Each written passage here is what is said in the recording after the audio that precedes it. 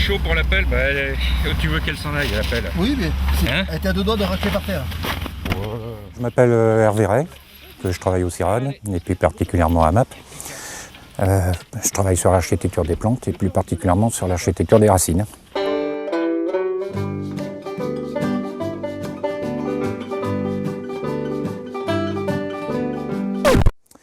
Et sur Champs-Rousses, on a 3 endroits où on fait des observations. Et ici, on se trouve sur le site bas, qui s'appelle Prémol, la forêt de Prémol, et où on fait des suivis de croissance des systèmes racinaires. Alors, donc, ce site qui s'appelle Prémol se trouve à 1450 mètres d'altitude, dans lequel, comme je l'ai dit, donc, il y a des îlots et des trouées en répétition. Donc il y a une deuxième placette sur laquelle on répète ce dispositif pour être sûr de ne pas être dans un cas particulier. Et pour voir l'évolution des enracinements, de la dynamique et puis de la tenue du sol, on a un deuxième site qui se trouve à 1700 mètres d'altitude qui est à Bachaboulou, sur lequel on ira par la suite.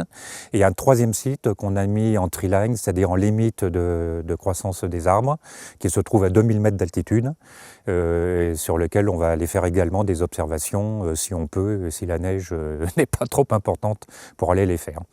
Donc 3 sites, 3 situations différentes à 3 altitudes qui reflètent une phénologie, c'est-à-dire un développement des arbres au cours de l'année qui sont différents, un développement racinaire qui est différent, des horizons et des profondeurs de sol qui sont différentes aussi, puisque si on a des sols relativement profonds, enfin relativement disons plus d'1 mètre de profondeur, sur du granit. À Bachaboulou, on va avoir plutôt des sols de 80 à 70 de profondeur qui vont également être sur du granit en gros rochers. Et par contre, à 2000 mètres, on est quasiment sur la roche-mère. À partir de 40-50 cm, on est directement sur le socle granitique. Et donc, on pense que les croissances racinaires vont être très différentes sur ce site.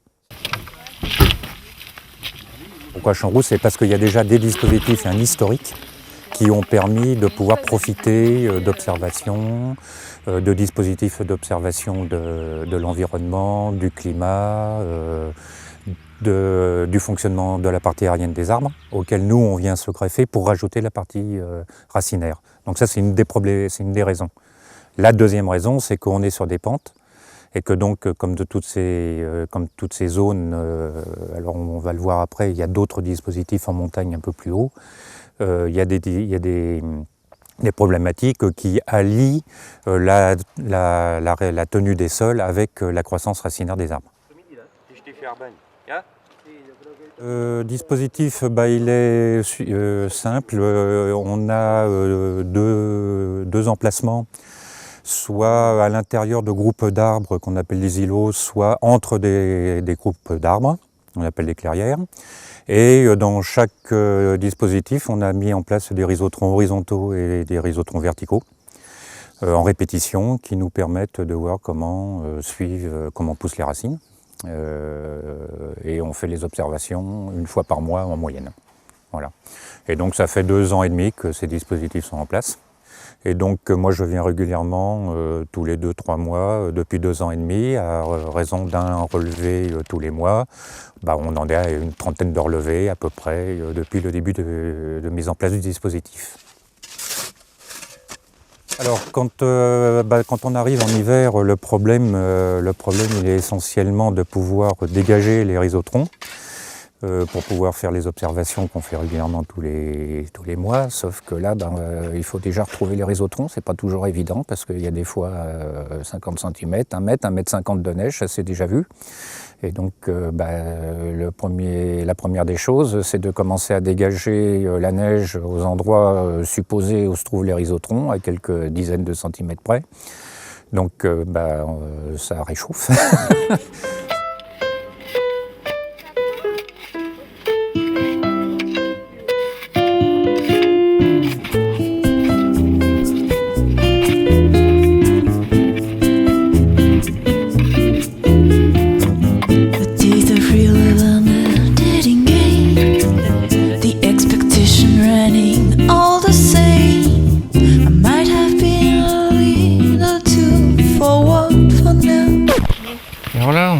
trouve sur le site de Bachaboulou.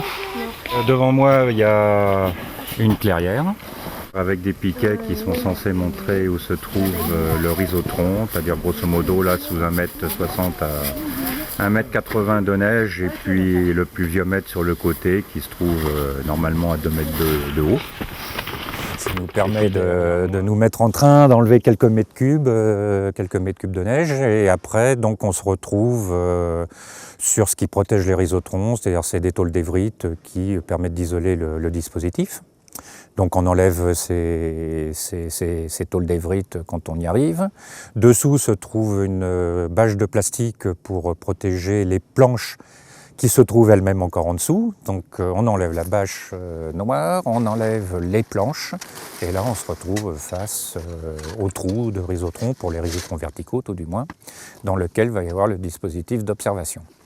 Donc ce dispositif d'observation se trouve lui-même protégé par des bâches noires qu'on appelle des couvertures, parce qu'on a mis à l'intérieur de l'isolant en double épaisseur, qui va découvrir, quand on l'enlève, le relevé lui-même, qui est une feuille de plastique sur laquelle on relève les croissances racinaires mois après mois. Donc ce que l'on fait, c'est qu'en fait on commence par enlever cette bâche de plastique et par regarder la vitre elle-même de rhizotron, qui est une vitre, qui est une fenêtre, on va dire, sur les racines. Donc on regarde un petit peu visuellement ce qui a poussé, ce qui est mort. Ça, on peut s'en rendre compte simplement par une lecture directe, avec un petit peu d'habitude sur la lecture du fonctionnement des racines.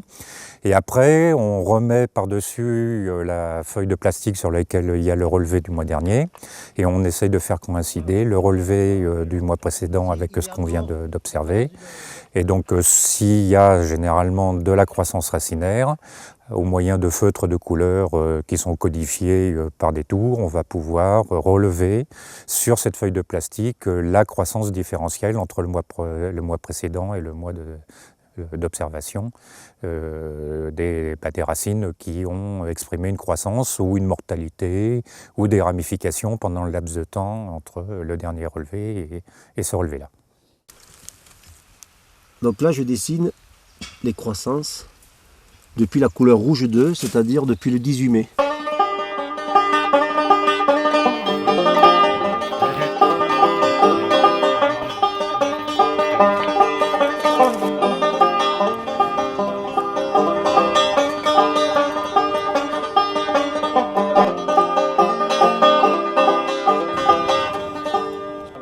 Bien sûr, oui, on observe énormément de choses, en particulier au moment de la mise en place du rhizotron, on a une sorte de période d'attente pendant laquelle les racines doivent se remettre en place et pouvoir exprimer leur croissance pour arriver jusqu'à la vitre sur laquelle on va faire les observations.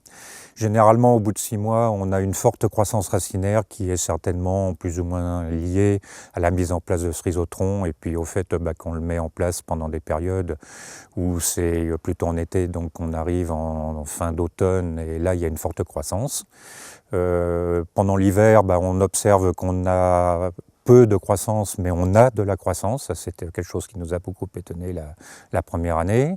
Comme on fait des observations de température de sol en même temps, on s'aperçoit qu'en fait le sol ne gèle pas. En surface, on a entre 1 et 1,5 degré en surface. À 40 cm de profondeur, on est à 2 degrés et à 1 mètre de profondeur, on est plutôt à 3 degrés. Donc en fait, les racines ont visiblement la possibilité de pousser encore en hiver et on observe des croissances. Et après, au cours du printemps et puis surtout en fin de printemps, là on a énormément de croissance avec mise en place de grosses racines, de petites racines absorbantes, de chevelures racinaires, avec tout un turnover qui se met en place et qu'on peut observer grâce à ce dispositif. Là ici, je ne sais pas si tu arrives à faire la mise au point, on a des racines qui sont jaunes avec du mycélium ici autour de nouvelles racines qui ne sont pas encore jaunes. Ce mycélium, c'est un champignon qui va s'associer avec la racine pour former ce qu'on appelle une mycorhize. Donc là, en jaune, on voit que la mycorhize est en association avec le champignon, la racine est en association avec le champignon. Donc là, on retrouve les structures qu'on a vu tout à l'heure, des mycorhizes, c'est-à-dire l'association entre une racine d'un arbre, ici un épicéa sans doute, et un champignon. On voit les filaments, je ne sais pas si avec la caméra on peut le voir dessous là, ici, au bout de mon stylo, on voit des filaments mycorhiziens. Voilà, ça ce sont les filaments du champignon, on appelle ça des ifs. Alors c'est quelque chose qu'on n'observe pas couramment, non. Moi de tête comme ça, il y en a dans 3 rhizotrons, 2 rhizotrons verticaux et un rhizotron horizontal. Généralement, ce sont ça va par assez grosse quantité, c'est-à-dire qu'on a plusieurs centaines de mycorhizes qui se mettent en place sur une petite surface. Donc ça modifie complètement l'architecture racinaire. Ça ramifie énormément, ça pousse très très peu, ce sont des racines courtes qui ont une durée de vie qui semble être assez longue. Mais bon, on n'a pas beaucoup plus de recul pour l'instant, ça fait à peu près une année qu'on a observé cette chose-là. Ça a l'air de continuer à vivre en hiver aussi, puisque là on vient d'en voir sur un des rhizotrons qu'on a relevé, un rhizotron horizontal. Donc voilà, c'est quelque chose qui est à suivre, parce que c'est assez intéressant effectivement.